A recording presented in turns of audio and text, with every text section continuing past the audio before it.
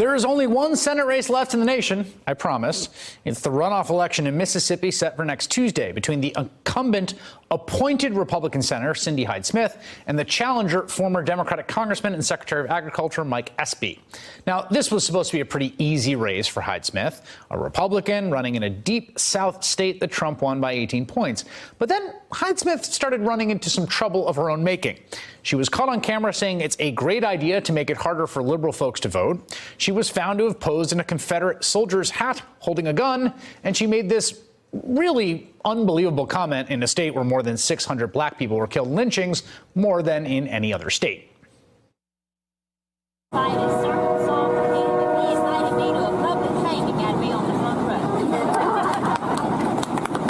Vouching for her friend there, saying if he invited me to a public hanging, I'd be on the front row. That comment crossed the line for a number of companies, including Walmart, which asked for its campaign donations back. And so now to the bizarre scene that took place last night in the one and only debate between the Senate candidates.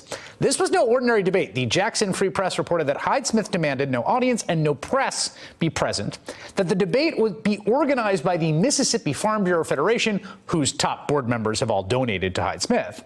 But the craziest detail involved the notepads the candidates were supposed to use to take notes during the debate.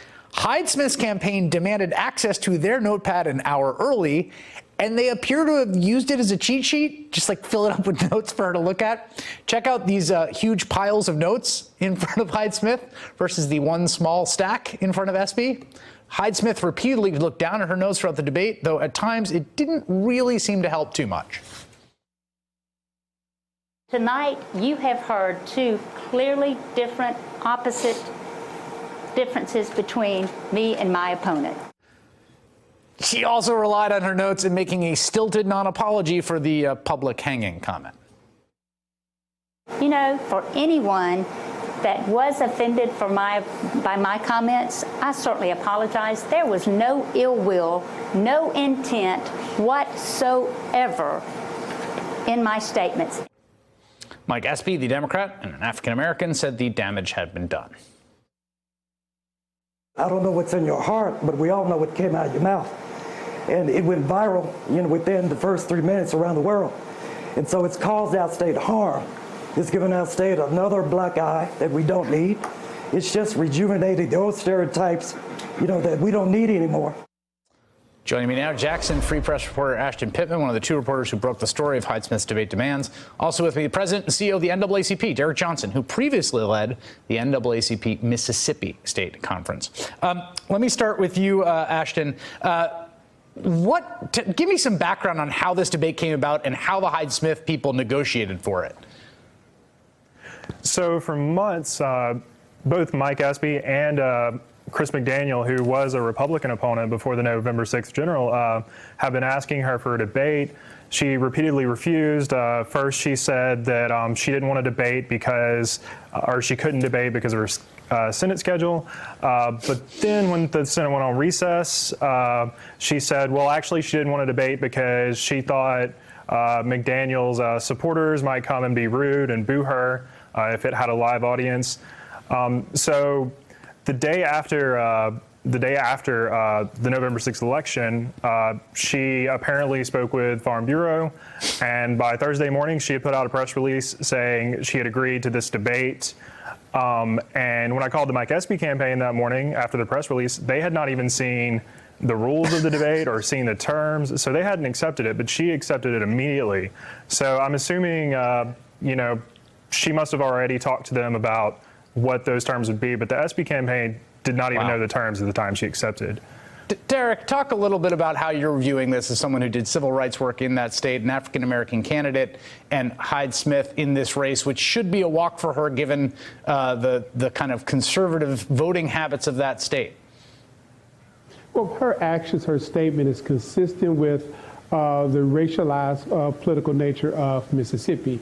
If you use race, religion, or region, you can get voters to vote against their interests. The statements she made, her posing for pictures with Confederate artifacts on, the nature by which she had the conversation dealing with vote suppression is a true indicator of her character, but not unusual for Mississippi. Yeah. Unfortunately, race is a tool that's oftentimes weaponized to turn out a very conservative base. Yeah, let me follow up on that. I think there's a lot of people watching this saying, is this hurting her? There was an internal poll that got leaked that had her at 5 points. Do you think that the kind of campaign she's run and the missteps she's had, the things she said, do those hurt her politically in Mississippi based on your experience? Well, nationally, it may hurt her, but the voters she's catering to, it may be more appealing, it may be energizing. The third candidate in this race is Chris McDaniel. He's a Tea Partier. Many of the individuals that support him, they support this type of politics. And as a result of that, this is a way to appeal to that base, to get them to move over to support her candidacy, which could be enough to put her over the top. Ashton, as I was watching the senator last night, and it's the sort of first extended bit I've seen of her, really, I thought to myself, like, this is a United States senator. How exactly did she end up here? Like, what is the backstory of how she ended up being a U.S. senator? Well, first of all, I will say I have talked to McDaniel supporters who actually, after those videos, were actually even more upset, who said originally they were going to vote for her after November 6th, but then they decided they couldn't do it after those videos came out. So there are some who were actually turned away because of that. As far as how she came to this, well, when Senator Cochran stepped down, Governor Bryan appointed her. She had served as the Commissioner of Agriculture and Commerce for the state, and Governor Bryan appointed her. And, you know, a lot of people were really upset by that, that they felt like she was kind of forced upon them. And there are still a lot of people in the Republican Party who feel that way and feel like this was the establishment choosing for them. Some people consider it Mitch McConnell's doing.